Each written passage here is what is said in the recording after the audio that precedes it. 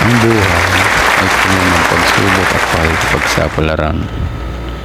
May mga bagay kung minsan gusto na nating sukuan, pero hindi dapat.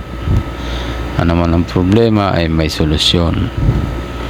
Makakaya mong lampasan, pagsikap ka lang.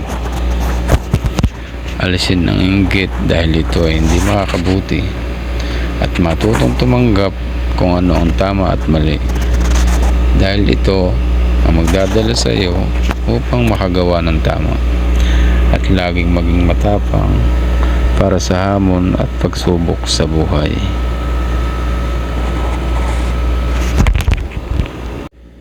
Katulad ng lagi kong pinapaalala, may mga bagay kung minsan inaakala nating ito ay makakabuti, pero yun pala makakasama.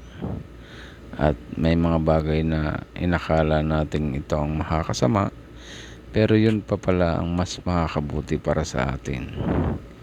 Kaya kung sakaling may mga gusto tayo na hindi natin nakamit, wag na natin panghinayangan. Isipin mo na lang, hindi ito makakabuti para sa iyo. At yung mga bagay na inakala nating nakapagpahirap, nakapagbigay sa atin ng pagsubok, ay yun pa pala ang nakabuti. Kaya lagi nating alagaan natin sarili at tayo lagi mag-iingat. Maraming salamat po.